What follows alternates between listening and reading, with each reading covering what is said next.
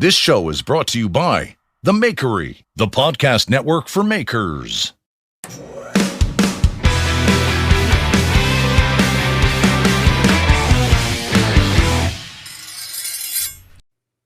Hey, guys. Welcome to Knife Talk.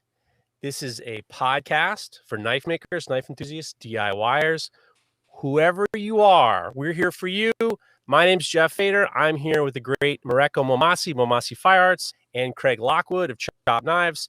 We are three guys doing a podcast, the number one knife-related podcast on this germ-infested planet, and we're also doing a live show. So if you go to YouTube Live on Friday afternoons, you can join the show, contribute, and that's it. Fellas, it's been another week. How's everybody? Another week. Mareko, let's start with you, maybe. Sure. The week's been good. There's always the ups and downs, but things have been good. I have a couple handles. Actually, I'm getting ready to glue one up right after the show and get another one fit up to get glued after that. Probably tomorrow. Whenever I'm in the shop next. But anyways, but making good progress on knives. I've been playing. Yeah, I think I talked about a while back about doing kind of a content series, like the possibility of doing like a paid content, like how I used to do my pattern welded Wednesdays, but instead of just doing the walkthrough, go way in depth, like do a full on follow along, watch me forge, and I'll like give little notes about and pipe up every once in a while about kind of some of the nuance and things you want to be looking for as you're forging.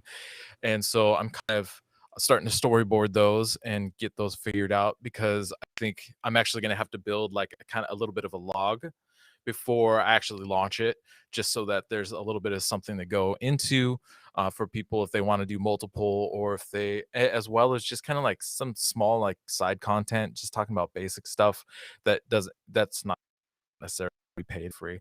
And then God, I'm trying to think what else. I made notes. Let's see, this is coming out Monday. So this weekend on June, I got the notes right here. June 4th to 6th, Can Iron is happening. It's an online event through Hopin, same way we did Damascus. They're going to be doing this online. It's an event. It's hosted by Manitoba Blacksmithing Guild. I'm going to be, can't remember what day.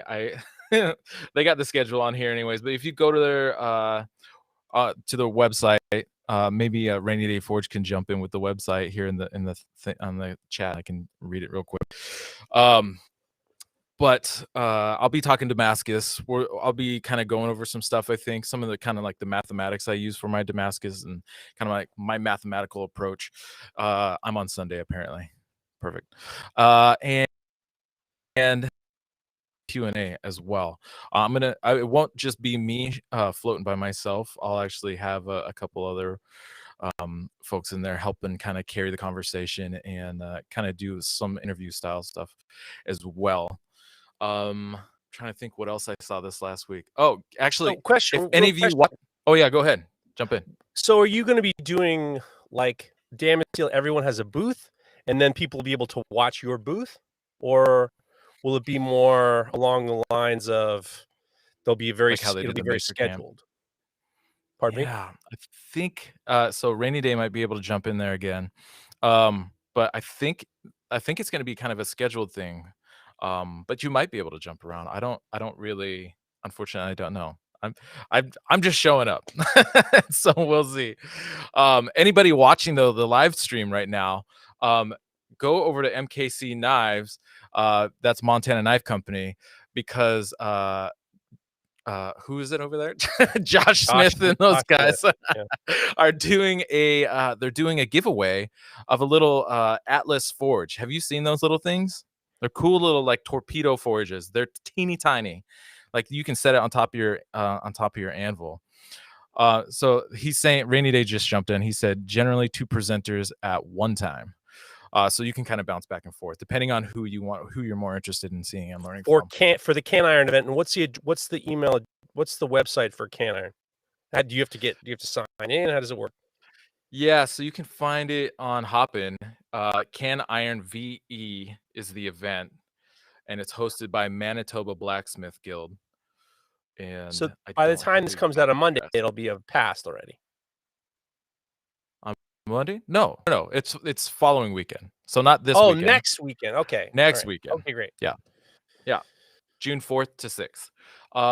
So Josh Smith and Montana Knife Company is doing a giveaway. So anybody in here watching right now, this is the benefit of watching the live stream. Anybody, you get the in the real time news. So go check out his giveaway. They're doing a giveaway for these little Atlas forges. They're super cool. And then there's something else. I feel like I've talked forever already. So I'll let it pass on to somebody else. But if I think of what the other thing is, then that's it. Craig. Yeah. You've had a very long time. You've had a very long drive. What's going on with you? You're not in your normal shop. Dude, you're muted. You're muted. You're muted. What an amateur. What a Jesus complete amateur. Christ. First time. You're like talking, your hands are in the air, and you're like, That's the point. I'm not in my usual shop, so everything is different. My usual studio. So I'm back in Wales, back in God's country. And we came back last for Sunday. We drove on Sunday, and we did it so well. We did it in 12 hours door to door, and it's normally an 18-hour trip. Wow. Roads were empty. We picked the right time, so driving through Paris, which is normally a nightmare, was just straight through. It was great. We got to the Channel Tunnel and we literally just drove straight on, and it went. There was no hanging around for hours. It was perfect. So yeah, that's our new schedule when we need to come over. But 12 hours door to door, really good. And I haven't done any knife work all week, but I have been writing. So we mentioned last week about the book that's going to be accompanying my knives, and also will be available separately.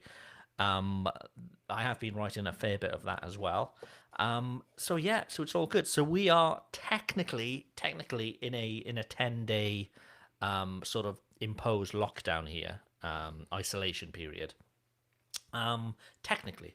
But I mean, we did a COVID test, the day we came over, we were negative.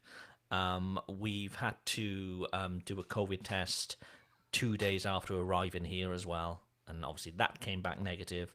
We need to do another one tomorrow. So I did break the law slightly today and slip out the back door and popped out for a bit of lunch. On my own, sat in the corner on my own like a little sad Billy No Mates. And it was good. It was good. It was like the first time in 14 months that I've been out to a pub, and it's amazing. So I'm walking around, Cardiff, which is where I'm originally from. It's really sad to see so many shops, bars, and restaurants that have always been there. They've been part of sort of me growing up. I've always gone to them. Either closed or not reopening. It's just it was quite sad. But that's just the way things are going, I'm afraid. So yeah. So were people wearing masks or? Everybody was wearing masks. To be fair, yeah. I mean, back here in Wales, they've got a much better schedule here for vaccines. So I think any age now can now have the vaccinations. It was announced today here in the UK that the government have approved a single-dose vaccine as well for those who haven't yet had their vaccines. Not that there's many left, but I think that'll, get the rest of the people up to speed as well. So I've had my vaccines. I was, out here, I had checks every 2 days, and I know I'm good. So it was a little bit naughty, but yeah, I slipped out and I enjoyed it so much. I went a little bit crazy. Spent way too much money. When you say crazy, what's crazy? I bought everything in sight because I haven't been out for so long. I bought a new guitar, which was like quite a big thing. So I came back. I had an Uber back to the house, and I'm like preloaded with like 6 bags of stuff, a big guitar under my arm. It was just like Amy's like, "You're not going out again. That's it. That's it." And Yeah, that's hilarious. So you leave for 5 minutes and you come back with the kitchen sink. Exactly. Yeah, it was all a little bit crazy. Griffith's Handmaid said, "Lucky him. I'd have to go back home to Wales too for a haircut, as they're still closed in Ontario." Yeah, let's not mention there. This is the problem of having video. the haircut. It was a bit close to the bone, shall we say? But Jeff, your week, how's it gone? It was I actually just finished my week about 25 minutes ago. I had a haul ass. I'm back on that bullshit, and I started 30 more knives, and I got 8 fader forks done in the color lab in less than 4 days. So I just finished those up just now.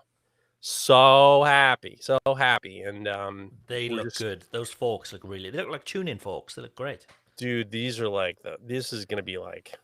It's going to be fader knives are going to be fader forks. It's going to be the fork situation is going to be like, it's great. And they're fun to make. They're relatively easy to make. You don't have to sharpen anything. And, it's, they're great. And they're very like in tune with what a lot of cooks are using right now these days. So There's the strap line for you.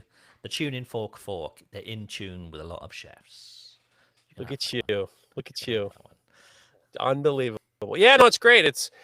The colors are fun. Trying out some new things, and it was just a haul ass week. It was really a haul ass week, and I'll tell you what the highlight was. Actually finished in the last week and a half. I finished 24 watercolors that we're going to have on the watercolor. Everyone's different, and they're going to be on the website at some point when I see Tony next, which is great. Nice. And I got to have a real kind of interesting experience. This is playoffs. So I am not a huge sports fan, except for the fact there's something about listening to live games that I'm sure you know too, where when there's people in the crowds, you're starting to feel like it means something that people are getting back to normal. And I've been at night. We don't listen to the news anymore. We stopped listening to news a long time ago, and then we started. I love listening to baseball games. So every night we've been playing a different game and listening to the crowds and listening to the thing. And then this past week it started first round of playoffs, and the Knicks are in the playoffs, which has been a long time since they've been in the playoffs. And the cool thing was Sunday night I'm working on my watercolors, and I get a message. Tomer, who's in Barcelona, he is a diehard Knicks fan, huge Knicks fan. So actually, the time I was at the Madison Square Garden, he was messaging me saying, "I'm watching the show right now. I'm watching the game right now." So he was up while you were driving. Was it Sunday, Friday, Sunday night, yeah. So you were driving. He was watching. He stayed up until 3:30 a.m. and the Knicks lost in the last 9 seconds of the game. It was a heartbreaker. Oh boy. Heartbreaker. But the worst part was he was just like, I fucking stayed up for this. It's like I gotta go to work tomorrow morning. It's 3:30 a.m. The Knicks just lost in the last 9 seconds of the game. And I was just throwing a message saying, dude, I am so sorry you woke up. You stayed up for this. And he's just like, you're telling me. But it was kind of neat because I'm kind of watching this. I'm listening to the game and he's watching, and we're kind of like going back and forth, around the world. across the world watching the same game. It was really kind of a neat situation. So the Knicks came back, and it was just listening to the crowd at the Madison Square Garden go wild, and they came back. They were 10 points behind, and they came back to win. And the city was erupting. And being a New Yorker and being in town when the Rangers win, or the Yankees win, or even the Mets win, it's just like it feels like everything's coming back. And it really brought me back to after 9/11. The thing that brought everybody back was when the Yankees played in October. It was like the first game back after 9/11, and it was really an emotional moment for New Yorkers, because it's just like, okay, we're fucking back. And so this kind of really brought that back. So I'm listening to a lot of New York sports, which is just kind of keeping my spirits up. Nice. Yeah. Hockey will do that for you, see? When the Rangers a hockey team, when the Rangers won the Stanley Cup, the city went fucking bananas. And New York is not a hockey city, but it was really look, New York sports are great. Yeah. But hey, I've got some news. So we've got a new sponsor coming on board next week. And we've worked with them quite closely for the last few months anyway. It's Damascus. But they've got a competition on at the moment because they're releasing some new patterns, which was meant to be at Blade, but they can't travel, so they're not going to Blade. So they've got a competition on their Instagram at Damascus Lab. This finishes on the 3rd of June, so if you're interested, head on over and you can win some of their new pattern, which they're about to launch on the 3rd. But yeah, Blade is coming, and everybody seems to be doing a competition, and every fucker seems to be tagging me in those competitions. It's unbelievable. Me too. I'm getting that too. Oh, every hour there's a few, and it's like really. So yeah, that's how I know Blade is happening. Maybe that should be a new bit. We could Call people shame out. the people who tag you. We could have a list. Each one of us have a list. You could block them live on the video stream. Yeah. Or it could be like be shaming. I know you like to block people, but it could also just be some sort of public shaming. Like if you tag me, I'm just going to ridicule you, and then you can send me I gotta be careful when I say anything on this podcast, because all I get now are apologies, which is even worse. Like people's like, I'm sorry, that was me who said that. I can't do that. So we could have a blacklist section of the site of the podcast. Block Friday, Block Friday, where we do that every week. Yeah, anybody block who's party. been tagging us in irrelevant yeah, stuff. block party. The fucking tag me block party, and then we'll encourage everybody else to block them too. So it could be just like this, like unfollow. Great. Could be fun. Shame. Could be fun. I did remember the other thing I saw the other day, talking about Blade Show. So Jim Cooper, Sharp by Coop, is a phenomenal photographer, and if you're ever looking to get stuff taken pictures of, he's one of the best. In fact, and he's got connections to publishing magazines and stuff all around the world. A lot of the stuff that gets put in the Blade magazine are photos that he's taken and he submits to them. But he is not going to be at Blade Show because he just got in a bicycling accident where he hit a bad bumper. I don't know what, fell off his bike, and he fucking fractured his hip.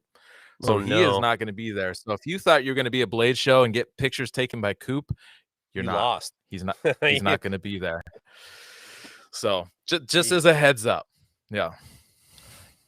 With Blade Show coming up, I would say next Friday will be Blade Show.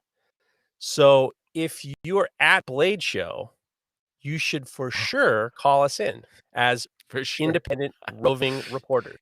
And in the field. In the field reporters. If you're listening to this podcast, Craig has muted himself again. Craig just let you know.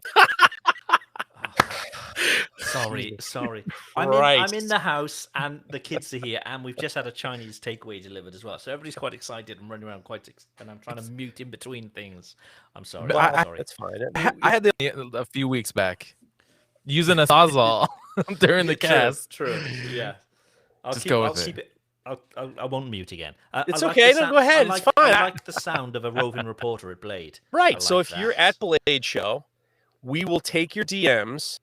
But what I would suggest is while we're doing it, just send us a message. I'm at Blade. Then hit DM us. I'm at Blade, and then hit the video record, and then Craig will know to pick up. Like it. Right. Nice. So because next Friday, people should be peeling into. It should be the beginning stage of. If you're in Atlanta or you didn't even let you in yet, tell us what's going on. Give us some. And be descriptive. Say what's going on, or grab somebody. You see Jason Knight, go grab him. Say I'm on Knife Talk. Let's say hello. Have some fun. Next Friday is going to be Blade. So call us in and tell us what's going on. That's good. Like it. I think at the time that we'll be recording and taking calls, it'll be about 3:30 in the afternoon there. Yeah. Yeah. So that'll be halfway through the show. Basically. People are going to be like 4 or 5 beers in. Good. Fine. No problem. Knives, flipping around ballad songs. You could be waiting in line. You could wait in line and tell us, complain about it. You don't have to be in the conference. You could be like checking into your hotel room and saying they short sheeted my beds and somebody left a floater in the toilet. Just tell us all about it. We need to get one of those mics for somebody, with a cube on it, saying, roving reporter for Knife Talk, and just random interviews, that kind of thing. That would be cool. There you go. But so I need to know what's on Chinese food. What's on the menu for Chinese food? What do you guys get?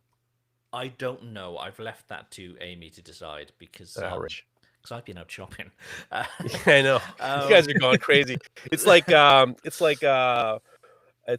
was that Eddie Murphy movie where he's the king? Coming to America. Coming to It's America. like you with Coming to America. You got your entourage and you're buying shit and it's great. I tell you who will be at Blade this year. Knife Talk is sponsored by Even Heat, the manufacturers of the finest heat treat ovens available. To find your next oven, go to evenheat-kiln.com. That's right. No to the sorry, it's combat abrasives with this to the chopper. Amateur hour here. But also remember, if you are getting an Even Heat, make sure you go through Salt Ceramics, who are a distributor of Even Heats, particularly if you're in the US, because you can get $75 off and free shipping for mainland US. And you can get that by going to knifetalk.net/heat. And that will apply the discounts automatically at checkout for you. And you can spec out the machine exactly how you want it, and they'll get it built and they'll ship it to you free of charge in the US. You can't beat that. So, shall we do the main part of the show? Absolutely. Okay. Yeah. I can't find the jingle for it, so Hey, I man. did. Can I ask you a question? Mareko, do you want to take the first? Yeah, this first question is Mr. Pump It Up, Tom Moss. He says, show question, short version. Going to be a few hours away from Blade Show for work. Is it beneficial for a new maker to make a solo trip? Any tips? What do you think, Geoff? You've flown solo at Blade Show. I've gone by myself and I've gone with my business partner Tony. It was great. I like going everywhere, but I like going everywhere by myself. So it's like I would definitely, if you're close enough to go, you should definitely go. For the very least, is you're going to be able. The one thing, well, a couple things. One is it is great to meet people that you've known on Instagram. I mean, it is really fun to just all of a sudden you see people like Eddie Jitz or or he'll be down there and he got you'll see people that you just have kind of talked with, and it's kind of that part is really great. But because you can actually see a lot of handle material, that to me is the best, because buying stuff online is a drag, and because you don't necessarily see. I got a guy. I mean, we make jokes about handle material. I got a handle material story joke. There's a guy I bought some stuff from. I asked him to match it. He sent me the okey doke. I mean, he sent me something. I was just like, he must have hit the saturation button when he sent me a picture of what it looks like the copy, because I was like, I just ate it. I was just like, I'm just not going to use this guy anymore. But when you go to Photoshop for you, I mean, it was like, how can you tell me this is the same? I mean, come on, man. I mean, it's like, I mean, what do you think? I'm not Helen Keller, for Christ's sakes. I mean, I could tell the difference between what I wanted and what you gave me. But when you go to Blade Show, you can actually pick stuff out, like going through the wood and going through the handle material and seeing something you thought, oh, you know what? I never used that C-Tech shit before. Let's check it out now, and I can see it and hold it, and you can kind of gauge it a little bit. And it's I used to go down there for, as Jeremy Spake used to say, fruity wood. So I think it's definitely worth it. I find the same thing when I go to Coutelier. That's the main reason for the handle materials, because it's all laid out, and you can feel it, you can see it. It's not on a wish and a prayer by ordering online, hoping it's as good as it looks. Right. Yeah. Any tips then for people going to Blade for the first time? I mean, I've never been because it's obviously in the States, but Mareko, you're a seasoned blader. Any tips for those going the first time? Bring a refillable water bottle, because drinking out of the water fountains there is horse shit. They're the worst. And the vending machines, it's like $5 for a bottle of water. So bring a Hydro Flask or bring your own bottle of water. You can bring it on in. Drink that. I think try to have some etiquette. I think that if somebody you're hoping to catch is in the middle of a conversation, especially with a customer, do not interrupt them. It's fucking rude.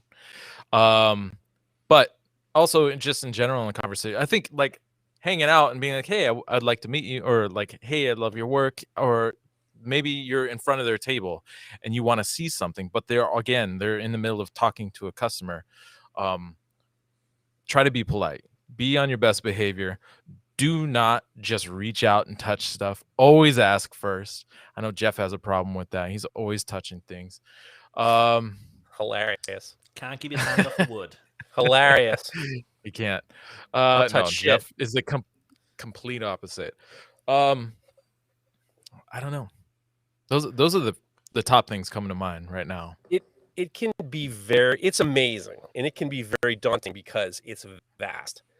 What I do when I go there is I have a game plan in terms of what I'm going to go to. First day, because you can see the whole thing in one day. But if you really want to like zone in, you really want to have a game. You don't aimlessly wander. That's a bullshit. What I do is I start off in the industry aisle, and then I work my way over to the knife makers, and then I work my way over to the other room. No fun. And then I have a game plan on who I want to go see. Stick to the plan. And then stick to the plan, because if you just wander around aimlessly, it can be very like exhausting. Those conventions are totally exhausting, but I usually have a pretty firm game plan. And then I bring cash with me. The fucking credit card thing in that place is some bullshit, because for some reason they've made it very difficult for the what? Am I wrong? I was just no. You're right. You're 100% right. I think you're going where I think you're going. They have their Wi-Fi sucks. So like, if you're gonna buy like a pile of material and the guy doesn't have change, you want to have some money so you can pay him, because he's gonna be running around with that stupid card in his phone, and he's not gonna be able to figure out how to charge it. And then you're gonna be like, fuck this wood. I don't want it. Yeah. Oh, dude, the Wi-Fi is terrible. horrible. It's terrible. It's amazing. So, yeah, like bring yourself some cash and save yourself some headache. And I would bring small bills too, because some of these flea bags don't have any change at all. You're like, could you think you could break this $5? I'm like, no, come on, man, you gotta have something. Yeah. Back on table etiquette. So just a couple other notes of things I've seen in the past are people say you're trying to look at one table, and then the table right next to it maybe is wide open, like nobody's there. Do not set your stuff on that person's table. It's not a waiting room there. If you need someone, set it on the floor, or say one table is really crowded and the next table isn't crowded, but there are people trying to look. Don't stand right in front of the table. Stand out in the aisle. The aisles are like 10 feet wide. Don't stand right in front of somebody's table whose stuff you're not trying to look at, who you're not trying to talk to or potentially buy from, because you're just basically blocking off their table from other potential customers. And that's also very rude and inconsiderate. And don't make eye contact with people you don't want to talk to. You're walking down a lane like you got a clock, and you accidentally do eye contact with them. They're going to want to talk to you. They're going to think maybe they're going to want to see your knives, and you don't. So like, when you go down that aisle, just keep your fucking eyes to the ground until you know where you're going to go, because you get that stray eye contact, you got to do something. You go, hello, hi, how are you? Oh, nice, your knives look great. Doesn't work. It looks like you look like a fool, and then they look bad. So just look at your shoes and know where you're going. Yeah, that's the worst. And when they say, "Hey, you want to see my?" You want to see? What'd you say? Yeah, that's right. Have your phone and pretend like you're talking. Oh, sorry. And when somebody tries to give you like a sticker and a T-shirt, just fucking walk away, because it's gonna be bad. If they're giving away T-shirts, they're terrible. Come on, tell the truth. Hey, you want a free T-shirt? No, I don't want a free. You gonna carry this? Get out of here. Give it to somebody else. Baltic Blades has said in the chat, any recommendations on worthwhile knife shows in the EU?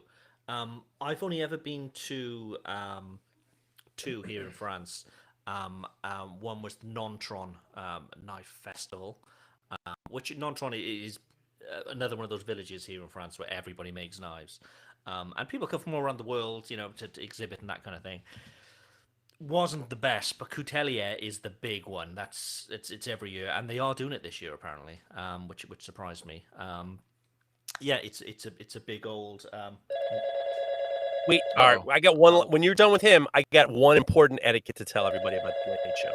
Radio tease. Who could this be? Hello, you're live on the show. How can we help? How are you, Mr. Lockwood? It's the cowboy himself. Yes. Oh, look at that. Ben, Looking good. holy We shit. hear you. Don't Oh, yeah. go anywhere. We hear you. I'm here to answer questions for you. Oh, Ah, perfect. okay. Let's get the next question. Okay, let's get the next question up. The next question is from Butthole Blades. Yeah, we need to change that name. My advice is to get a better name Yes, definitely. Branding advice. Definitely. Yeah. He's- right off the bat. You're never going anywhere with Butthole Blade. I mean, you might he be going says, somewhere.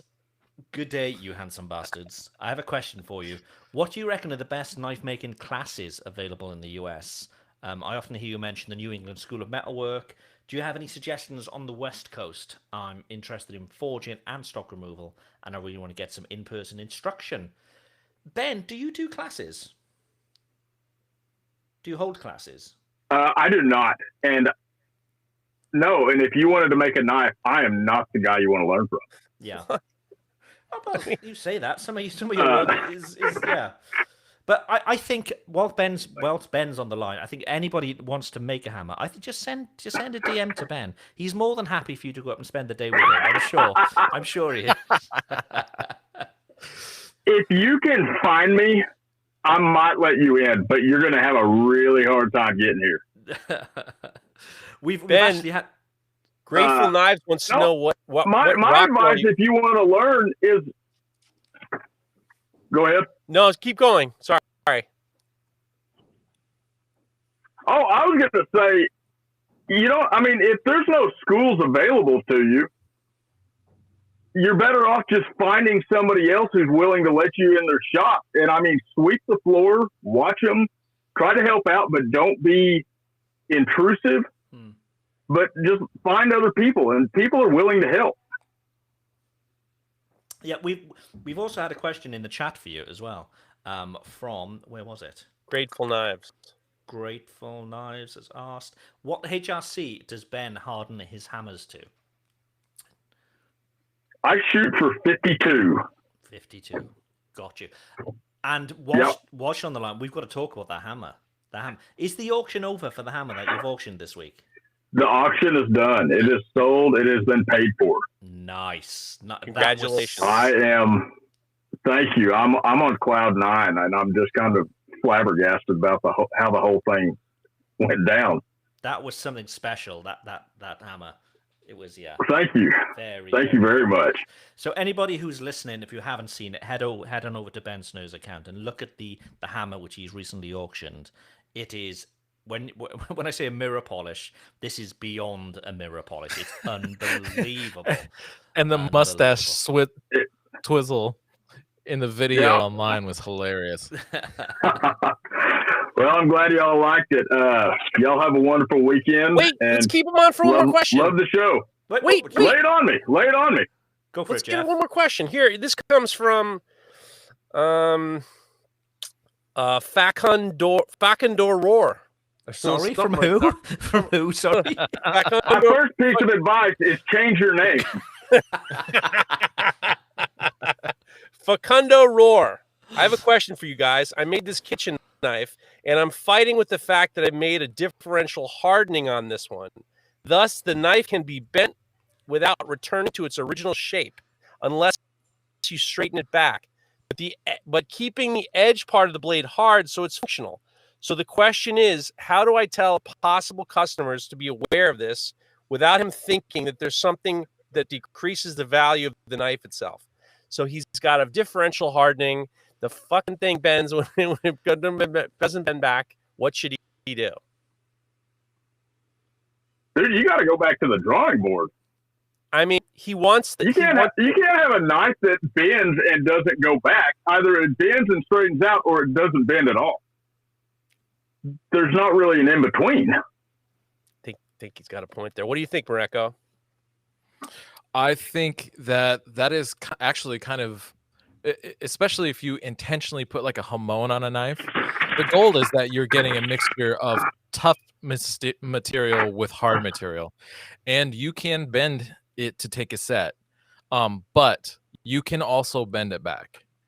And if somebody's getting a really hard bend, like they put it in a vise or between a couple boards or between like countertop and their oven and pry it on it and bend it, you're going to have a hard time getting that bend out. But little small bends or gentle bends, like the goal is for it to lend toughness and especially on a very hard use knife, you want that kind of toughness, but ultimately you want to be able to bend it back. And if it's not being able to be bent back into its original shape or kind of corrected, then that is definitely a problem. Yeah.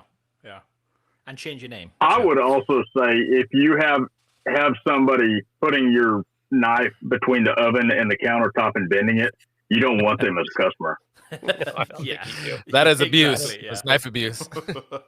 Don't go anywhere. I got one more question for you, All right? Ben. You're gonna hold. You got a minute, right? You can hang on a little bit longer, right? Yeah. Okay. This one comes from Stephen Bateman. Hey guys, tips on avoiding wood dust while sanding my handles on the belt grinder. I'm getting rocked by dust, causing some crazy dermatitis and skin irritations. Suggestions? Thanks.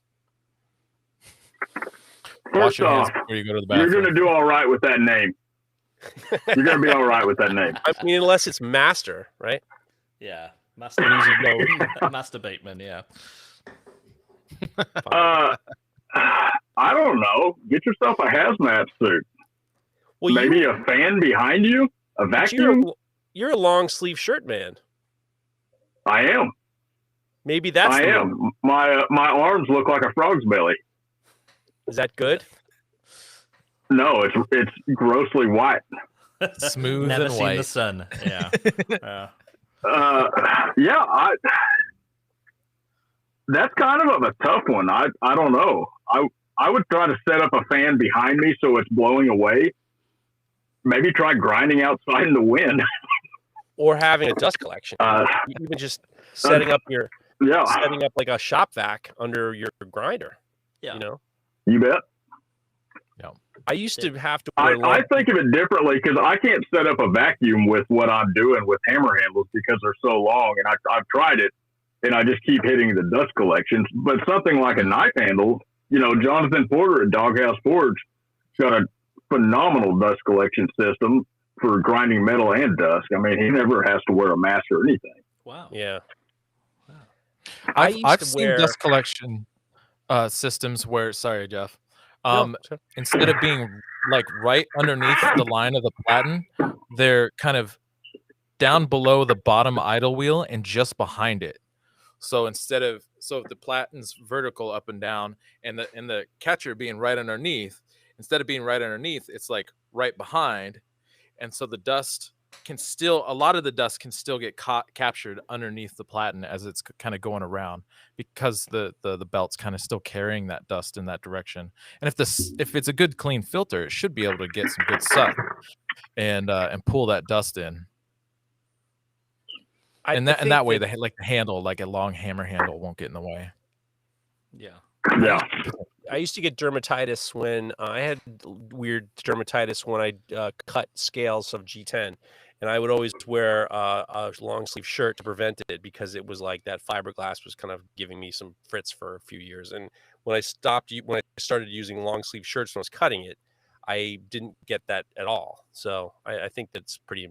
And I don't have to be. I got like those wicking. Those running shirts, those long sleeve like wicking shirts and stuff like that. That's actually pretty good too, because then you breathe a little bit. Yeah, I think the easiest way is, like Ben said, get a fan behind you, so he's just pushing stuff away, that positive pressure at all times. But unless it's Coco Bolo, when you want to hit in you as much as possible, because the rumors are it's good for you. But, hey All Ben, right, boys. thanks for calling, and well done on the sale of that hammer this week, because it was something. Thanks, Craig. I love the show, boys. Have a good one. You too. Congratulations, buddy. One thing I realized when we were talking about etiquette for Blade Show is, if you're listening to this podcast and you're going to Blade Show, we want you to go to our sponsors: Even Heat Combat Abrasives, Broadbeck Ironworks, Texas Farrier Supply. and say you're glad that they sponsor the podcast. Be Please do, friendly. yes, yeah. You know, Yeah. it helps us out saying, you know, we love the podcast. You guys, we heard about you from the podcast. That would be a nice thing for you to do for us. So, Yeah. Well, then and go also ahead. if you, Sorry. oh, Go on. I'm gonna Michael. say if you buy your supplies there, like if you plan ahead, you buy your supplies there, you can save on shipping by just taking it home in your carry-on. Yeah. So go And with I a know big carry-on bag. A lot of That's people half did that empty. with combat last year rather. But yes. Combat Abrasives makes the world's best abrasive belts for knife makers. Available in any size at unbelievable prices. Go take a look at combatabrasives.com and get 15% off with promo code KNIFETALK15. Do it now. Do it now. And yeah, Mareko just come up with a really good point. If you're putting an order in, put a little note in that maybe you want to pick them up at Blade. That's a really good idea. Cool. Right. Okay. We haven't mentioned how people get questions to us. So you can either join us live like this and people ask us questions in the chat, or Contact us via DM at Knife Talk Podcast on Instagram. It's that easy. okay, we've got a question from a DM that we've had, but I know they're also here listening live as well. Baltic Blades. A question for all three of you. Why don't you post on Instagram most knives that you finish? Mareko tells us a lot of what he's making, but we see just a little portion of that in his Instagram feed. Mr. Fader adds a lot of them to stories and is most consistent with posting, but we rarely see the work of Craig's batches. What's up with that? Does frequent posting bring in too much business? Unfortunately not. If that was the case, it would be, yeah, I'd be very happy. I sort of took stock of my Instagram feed maybe about a year ago, and was following some advice from Geoff. So Geoff seems to put the making of the knife for the sort of behind the scenes stuff in his stories, and then the finished knives go up on his feed. So if you're a new customer and you come across Geoff's account, you just see all the lovely finished stuff. But if you've been following for a while and then you get to see the stories, you also want to see how they're made. So that was my original sort of play. I was going to go that way. But I really enjoy the sort of photography and making videos as well. So what I tend to do is when I've got a special knife, like a one-off, I like to make a video and post it up that way. So there's not that much on my feed, simply because a lot of my work is just very repetitive. I do a lot of restaurant orders, and they're basically the same each time, and it would get very, very boring. And I don't really want people to come to the feed and just say, "Oh, right, this guy just does restaurant orders." I don't get restaurant orders via Instagram. So what I try to do is when I do sort of one-off chef knives, that kind of thing, that's the kind of stuff that I like to put on Instagram. And it's time too. It's a time suck. Yeah, I really try to put quality into the posts. Whereas before, I just, as I'm doing stuff, I just be posted away. I just sort of made that decision to go the opposite way. But yeah, that's my reason for not having most of my work on there. What about you, Mareko? So some of the reason I don't post stuff is because I've been not very good about just posting, honestly, in general. I do have a few knives still that I haven't posted. So there's that. There are some customers who don't want me to post about a piece that they've custom commissioned from me, because the way I offer to do my custom work is like I'm tailoring a knife to them, like somebody would get a suit tailored, and they don't want kind of like images of it out in the world, and then people wanting to basically get copies of that. They want to have the only one. So that's another reason. But the biggest reason right now is just that I've really struggled with just being consistent with posting. And there's no better. I don't have anything better to say than that, honestly. And unfortunately, I've been bad about posting. Tisk tisk. And I'd also say, I know a lot of makers will then sort of repost customers of theirs who've received their knives and things like that. I tend not to do that because they're generally shitty pictures, because people are people are excited. They rip it up on the packaging and they're taking a quick shot on their phone. And they want to tell the world they've got this new knife, and they're generally not the best pictures. So I tend not to. But I do appreciate a maker this week reaching out to me. He just received one of my knives, and he said, "I'm not going to post a picture yet until I can take a really great picture." So I do appreciate that, and I wish all customers would do similar. Geoff, you post a lot on your stories, don't you? Your makings. How you do things. I got banned from posting pictures in the last 3 weeks. So my business partner Tony's like, you got to stop it because we need to focus on getting all my old orders done. So I have pictures I got enough for a long time, but I made a promise. He says, I'll take your password. And I can't take my password, but I just won't post. So I'm in a, I haven't really been posting because I've been told not to. So Tony's, because what'll happen is, and this isn't a bad thing, this is just we're trying to reorganize the company thing, is it binds me up because when I post, then I do a link to the, where you can pre-order one, and then we're in the same hole that we were before, where we're trying to do stuff that is going to be done. So it's good. I'd like to, and I enjoy posting. It's fun, but I've been instructed not to. So I'm fucking around on the stories a lot. So it was kind of neat to do that this week. Yeah. And then I'm going to put them all together in the highlights. Another thing to bring up as well is most of my customers I'm getting now via my mailing lists, email mailing lists. And that's good because, first of all, that they're interested. That they purposely signed up to the mailing list to know when there's knives available. And I spend a lot of time on those emails and making I segregate various lists. So, if I know they're chefs, they'll have, a certain email. If I know it's somebody who reached out and said, if you've got any knives available and I haven't, they'd have a certain email. If it's a restaurant, they'd have a certain email. And those seem to be far, far more effective than Instagram posts where you just throwing stuff out to random people.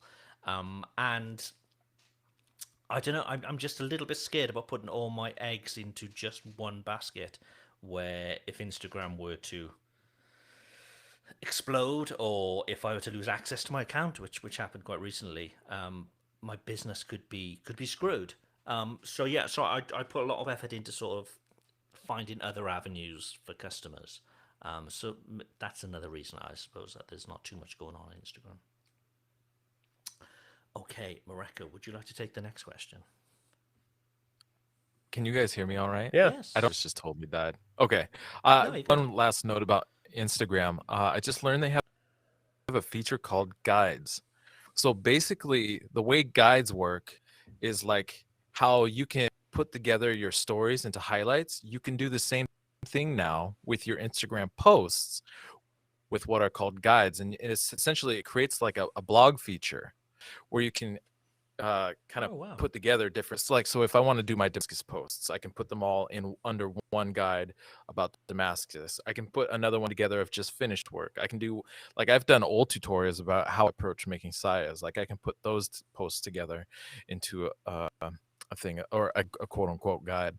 It's interesting. I only just discovered it because I started following this this woman who's a chef of Chinese cuisine in Manchester in the UK, and her feed is nuts. But I in her bio went to her guide where she had all her recipes and her step-by-step posts and stuff. And I was like, what is this? I'd never heard about it, but it's over a year old feature, and I'd never seen it before. I've never seen it or even heard of it. Yeah, that's cool. Sure. So I will get this next question is from Alec Loney. Says, question for Mareko: how do you calculate how much material you need when forging complex Damascus patterns? I'm not sure if he's talking about from the very beginning, like the raw materials, or once I have the Damascus made. I'd imagine however you want to do it. Yeah, However I thought raw materials, but yeah, whatever you think. I mean, raw materials, you don't want to start with just enough to finish one blade, because honestly, it's a lot of work. And the more blades you can get out of the material you're making, the better. I have a very unscientific way of figuring out how much material I use. So I have little plates of 15N20 and 1080, and the 1080 is an eighth of an inch thick, and the 15N20 is a 16th of an inch thick. They're 1.5 inches wide, and then I just fill up a little bench vise that I have on my welding table that's like 4.25 inches, 4.5 inches. I just fill the thing up. So it ends up being about, I think it's around 10 pounds of steel. Put a handle on that. I weld it up. I start making my thing. So, but by the time I get down to my mosaic pattern, ideally I have enough material for 3 to 4 knives. Now, when it comes to figuring out how much material from that parent Damascus stock I need, I have kind of like a little simple math equation.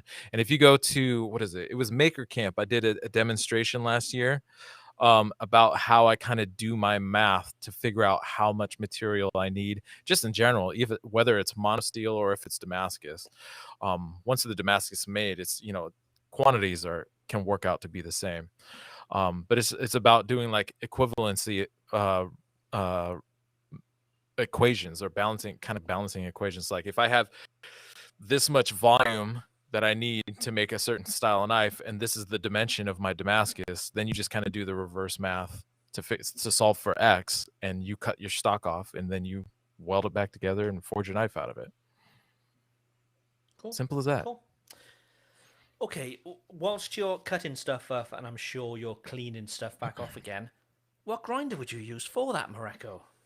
I would use my Broadback. I'll tell you why. Because they have so many attachment arms. It's such a versatile machine, and I love it. And what I also love and appreciate about the machine is that they didn't do kind of like, they don't have a lock-in system where you can only use their tool arms. I actually have tool arms that I've made myself that I can use on my Broadback. And if, like, say you already have a chassis of your own, so you don't need a chassis, you can take their tool arms and use them in other machines. And so they've created a lot of flexibility in their machine, in their grinder. It's a grinder made by makers for makers. It's super flexible machine. Like I said, it goes horizontal and vertical. And they're going to be at Blade Show. And actually right now, if I can pull up the thing in time, and maybe you guys can assist me with their promotion they got going on. They have a sale that's going on through June 7th, I believe. That's right. That is 15% off all their machines and tool arms. And then they're doing what is it, Geoff? They're doing like a discount package. It's called a mega deal. And you'll save deal. $600 on our mega grinder plus 5 attachments. So if you use the coupon code MEGASAVE600, that's MEGASAVE600 at checkout, valid 6/4 through 6/7, that's the 7th of June. You're going to end up getting $600 off. So it's basically over Blade Show weekend. It's 6/4 is the Friday, right? And then the 7th is Sunday. So it's all through Blade Show weekend is when this is going on. And they say that's the last sale they're going to have until Black Friday. So if you want a big old sale, get on. Better hurry up. We've had a message from John Lewis, and I don't think it's the John Lewis that's very famous in the UK, but he seems to have that handle, which is amazing. He said, "Greetings. A quick note to say, I got off the phone with Vince at Broadback. Everything you said is 100% true. He spent 15 minutes with me to make sure my grinding needs will be met. I've ordered the machine. Many, many thanks for bringing such quality people to the table, and thanks for being part of the community." So he's done it. He's bought from Broadback. He had lots of advice from Vince, and I know they're very open to that. If you want to know a bit more about the machine, give them a call, and they'll help you out. And he took advantage of the discount. And if you use Knife Talk 10, you get 10% off your order, as well as the special deal that's happening now. I don't know if you get 10% off the special deal, but if you're not getting it over the weekend, make sure you use Knife Talk 10. Jesus. And also, if you're going to Blade, go and say hello to them. They're good guys. Really good guys. Tell them we sent you. Tell them we sent you. That's the new line. We've also had a question from Iron Gull Knives. Question for the show: if you guys had to give just one How about some hot takes? about the state of the knife making industry, what would it be? And what we'll do, we'll come back to that at the end of the show, because at the top of my head, I've got nothing. But we'll come back to that one at the end of the show, and where the three of us will give one single hot take about the state of the industry. Jeffrey, have we had any other hot takes? How about some hot takes? We had hot takes all the way up until the before we started, right at the minute before we started. So hot takes are your obnoxious, blatherings. Really, that's really what it is. Here's a good hot take. So basically, it's like a, just a declaration, a factless declaration. My suggestion would be, because I have had a couple people say, we should be lifting people up, not, busting on people. I think you should have a sense of humor. Try to be clever. The clever ones are the best ones. Have a sense of humor. Trust me. Hybrid handle material is CrossFit is funny. I love hybrid handle material, but the fact that you call it the CrossFit of the knife making world is funny too. So have a sense of humor. Joe Maynard says, here's a hot take. Just because you turn on your blinker, it doesn't mean you get to cut me off on the highway.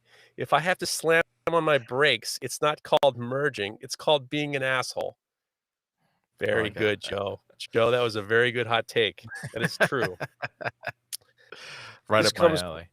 Yeah, so that's a pretty good one. Just because you put, it's like it's more like a loophole. It's a loophole that you're still an asshole though. Jaredrum Knives says, here's a hot take. Low grit finish is effective for food relays as an S grind, just not as hip. He's making a joke saying if you do a low grit finish, it's a low grit finish would be like an S grind. You get it? Funny. Just a joke. Peace and love. Peace and love. Leonardo Lee says, here's a hot take. Oh, sorry. I did the same one twice. Okay. Ryan Brewer says, shout out to Leonardo Lee. Finite. He's the man. Ryan Brewer says, here's a hot take. Exact layer counts for most Damascus patterns are bullshit. We lose layers to scale and to the grinder. Just say low layer, mid layer, or high layer. Thanks for making the long drives go by faster, gents. I don't know if I believe that, but it's a hot take. Hot take's supposed to be controversial. Take? Exactly. Yeah. Noah NJ Knife says, here's a hot take for you. A multi-tool is the idea of taking several tools and making them all suck more. That's a good hot take. Quite true. My friend Ryan Davis, Stelvin06 says, hot take, Insta follow. Follow requesting someone you don't know who tags a maker or knife talk in hopes of a follow back is shitty marketing. If I wanted to buy your stuff, I'd probably already be following you. And Quite true. Here's some other hot takes from the chat. Griffin Handmade says, here's a hot take. Having chopped onions in your former life doesn't make you a good chef knife maker. That's a good hot take. Very good, Griff. Very good. Did have another one in the chat as well. Lando Novak says, here's one. Blacksmithing is easy. It's just swinging a hammer hard right. Lando Novak's still on my list. He's still on my shit list. He's okay. He's still on my shit list. He's okay. I'm with you. Jake Summerall says, here's a hot take. You can't call it 300 layer Damascus if you're grinding it from 6mm forged to 3mm finished dimensions. It's 150 layer Damascus at best. I don't know. Once again, these Damascus ones are just like being a little bit tricky. This one's funny. Sam Goff says, here's a hot take. There are no hot moms in your area waiting to meet you. You guys get that? You got that, right? What's up with our section of the show? The hot mums calling in. What's happening with that? Is this going to be a thing? I mean, I thought there'd be some mothers calling in, but if some of you people obviously have terrible relationships with your mothers, that's all I can think of. I mean, clearly. It's the only reason I do the show, I'll be honest with you. And then the last hot take comes from Charlie Ellis. Hey, I've got a hot take. Butterfly knives are the hacky sack of the knife community. That one's pretty good. Did a good job with that Oh one, my Charlie. That was God. the last minute. That was the last minute. That's a good one. That's a good one. That is good. Okay, let's head back to questions for a bit, and then we'll do some. I don't know if we've had any unsolicited advice or anybody in the chat has some for us. But We maybe, do. Mareko, you could take the next question first. All right. Next question is from Les Zek Sikun Lex. I'm not going to try. Come on, I want to find Anyways. that name. No. Let me find that name. I want you to do it again. Les Zeksikun. It's like, anyways. All right. Got a question. Is it worth to rebrand? Is it worth it to Yes, rebrand? because we can't say your name, so yes. Yes. I'm sure Ben would say the same thing too. Ask Butthole Change your Blades. name. Yeah. I was thinking of doing it for a while since my business name LSIKON Blacksmith, or my name Leszek Sikon or Sikon, is not the easiest one to say for an English speaker. I'm curious how he says it. Yeah. No, you're I not. think Exhibit I A, don't my think we lord. are we? I think you just come up with your own evidence as to why maybe you should change the name, because people struggle maybe to read it. But or maybe say it's it. very common where he is. Possibly. Yeah, yes, quite possibly. But if you want to open up sort of internationally. Oh, it's Leszek. Oh, it's Leszek. Come on over, Leszek. Let's buy a knife. Quite possibly. Leszek. Yeah, maybe What do you say his I've been a last bit. name? Sicken. Yeah, sick. Oh wow. I don't know. There you I have no go. idea. I'm Les, just you've trying got- to. you've got- I'm trying you've to got a say it with customer in confidence. Geoff. I'm just trying to say it with confidence. That works. But I think, most of my customers are not within Europe, actually. The most are in the States or elsewhere. So I think the way that we all sell now, we all sell internationally, we all sell online. So I think it does help to have a name which is pronounceable, or a website where you can literally just say the name of people could Google it and find it, or stick .com on the end and hopefully they get to it. So is it worth a rebrand? I don't know how far down the road you are with the branding of your current brand, but the fact that we struggled suggests that others would too, maybe. There's an expression that people say that the work should speak for itself. You can't pronounce the name. Kind of hard to speak, isn't it? Is it kind of hard to speak for itself if you can't pronounce IKEA the did name? well for itself, and we all say that wrong apparently. So What was IKEA? Is that what you said? IKEA. Who knows what it is? Who knows? Okay, shall we do another question? Jeff, if you want to take Racer this one comes from our friend Eric at Racer Racks. Hey cuties, up, I recently had a little splinter turn into a big horrible injury and time off work. It's made me think twice about disability insurance. Do y'all have disability insurance? What are your thoughts? Thanks for the show and hope all are well. Eric. I have life insurance. That's it. That's not really disability insurance. No, it's not. I don't. I didn't know it existed. No. Yeah. I have insurance that if I hurt myself in the shop, I am an employee of Fader Knives, so I guess we have been paying disability. So I would be entitled to disability. Yeah, I would be entitled to disability, and I'd be entitled to unemployment. You know what? I wouldn't be entitled to unemployment because owner operator. I think we were paying unemployment when we had an employee, and then now that we don't have an employee, we don't have to pay the employee. So I'm shit out of luck, I guess. Yeah, I don't think I have disability. So disability insurance is like Aflac, right? Aflac. I think that it's when you're paying it's like when you pay unemployment insurance, and that if you lay somebody off or they get fired or whatever, they can claim it and it comes out of your thing, and I think it's the same thing. So it's like yeah, you have an insurance company. I guess it depends on the policy you take on it. I don't have I don't know if you know what? I don't know. I'll get back to him. Let me call it. You know what? If I text Tony right now and say, "Do we have disability?" He's gonna call me. Freak out. Why are you asking? Hurt yourself? Maybe I should do it. All right. Go ahead. Keep talking. Hey, I'm gonna write. He might not even Oh, respond. Craig's muted again. Fuck's sake! Sorry, I'm trying to eat as well at the same time. I've noticed. Complete amateur How- hour here. So what do you now that you know what was ordered? What do you got there? I've got crispy salt beef Mhm. and udon noodles and like a Nice. chicken fried rice. Yeah, a bunch of different things. Everybody's leftovers, I think. I think my wife just brought in a plate of just like everything. And I'm so hungry. I'm so hungry. Nice. But I'm going to take not the next asking, question from Drop Test Media. Okay, fellas, here's another one for you. Just got my first order of 440C stainless from the New Jersey Steel Baron, but I ordered it without the grinding service to remove that outer layer. Is it safe to assume I should remove that before I heat treat the blade? I plan to do full heat treat and then grind in my bevels. So he's just ordered in stainless. You're saying about the outer layer. It's got mill so- scale. It's got a very pronounced mill scale. right. That's your that I move, like. isn't it, Jeff? That's Keep it. my move. I love. That's one of the benefits of 440C that I love. Is it got a real pronounced mill scale. Like some steels have different mill scales. I've just heat treated some 1084 knives, and the mill scale is very clear. It's very like satin. It's like a satin.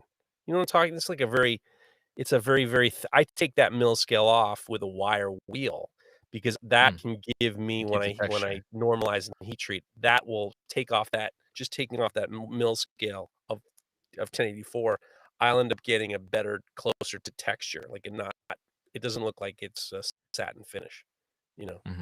Mhm. But I'm a big fan of 440C mill scale. It's real thick and undulating. So it sounds like the answer though is that he should grind it off since that's your move. I like it. If you don't like it, grind it off. If you like it, don't grind it off. But if you're, I think- other things, I try to use the wire wheel on carbon steel to kind of duplicate that mill scale. No. I think it sounds, I mean, I'm reading this as a concern regarding heat treat, and I don't think it's a concern for heat treat. No, Would you say you have any issues with any of that still on there? no, not at all. No. Not at all. I mean, it's not. I'm not because I'm using foil, and No.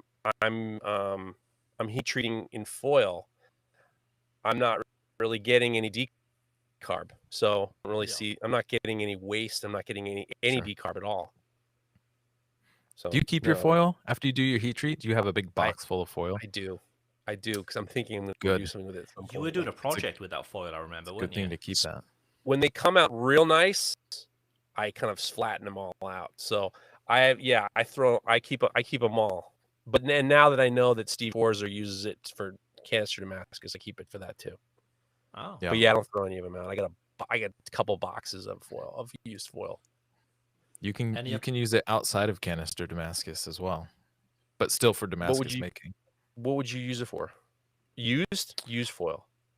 Yeah, spent foil. You can just kind of like loosely wrap it around or wrap it on the outside of, like, I've loosely wrapped it on the outside of a billet as it's warming up, just to keep oxygen from getting on the billet. And that initial round of weld setting is kept the steel basically completely enclosed and away from oxygen. Hmm. So Cool. it's handy for that as well, at least for the initial weld set. After that, the material is in such close physical contact, it starts making its forge weld. So after that, you don't really need it anymore, and you just peel it right off. But it's nice for the first weld set. Cool. Okay. Any update from Tony yet? You know what? Any worried I calls? felt like I was not concentrating on the podcast, and I was worried that I was gonna So the answer, I don't want to freak him out. I don't want to freak him out. Jeremy Hockin, yes, with a spoon. And if you're not watching live, you won't know what we're talking about. But the answer is yes, with a spoon. The old keeping Marek. yourself. Is it? Zinc I on the know tank. that's your gooch, keeping the gooch cool, right? Mareko, do you want to take the next one? Yeah, I think Craig wants me to take this next one because I'm gonna. No, fuck Jeff it wants up. you to take it too. Jeff wants me to take it too. I think everybody wants you to take it. So fortunately, he kind of broke down his name. It's I did. Ihor Hudima. He Ihor did says, that for you. don't read that bit. He says. I wrote that for you because sometimes when I write little notes, you'll read the notes too, and I just wrote it's pronounced. Oh, you Ihor. could write He all wrote kinds me of shit. He wrote me this message and he sent me this voicemail about I guess last week I said it and I totally butchered it. So he wrote me the thing. I was like, and hopefully I thought maybe, you know what? Maybe Mareko will read this one, but I'm like, we can't get this poor guy twice. Ehor. So then I wrote, don't read this All one. right. So it says Gus from Mexico. He says, Oh. "Hey guys." I fucked up. What? I gave the wrong Ehor question. We'll do Ehor Okay. again. Go to Gus. Go to Gus from Texas. Okay. I fucked up. All right, Gus from Mexico. He says, "Hey guys, love the recent changes you have introduced to the show. It is very dynamic and fun. Thanks for all that hard work." So then he follows with a question for the show. He says, "Have any of you considered 3D printing your handles? Materials are somewhat limited right now, but you can print wood now." Craig, Mr. Laser. Yeah, I have 3D printed with wood filament. The problem is it's not actually wood. It's wood dust with a With resin like a glue. held, Yeah, and sure. held together with the resin. So you don't get a completely wooden handle. It's got a wooden feel to it and a wooden texture, but it is held together by resin. And the whole point of 3D printing is it'll melt because that's how the filament would work. So you can have something, particularly if it's a chef knife, it's going to be in a hot environment. You could easily put that down onto something hot, and it would melt. So that's the biggest problem that I've found. But I know people who've 3D printed with with steels.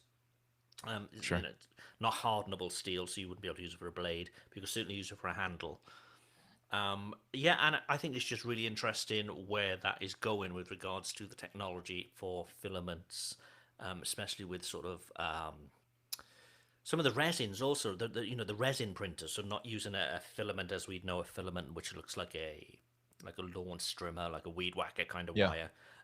It's actually just a resin. Some of those are more they're not as sensitive to temperatures, and those are being developed all the time. So I think in the future, I think it's going to be completely possible, and maybe even completely possible, to print blades which could be hardened, which would be amazing.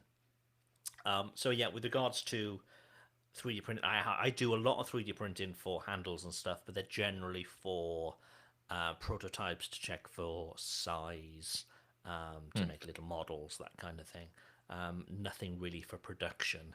But I'd be interested to know if anybody does put any of their 3D printing stuff sort of in production, and if so, what filaments or resins that they are using.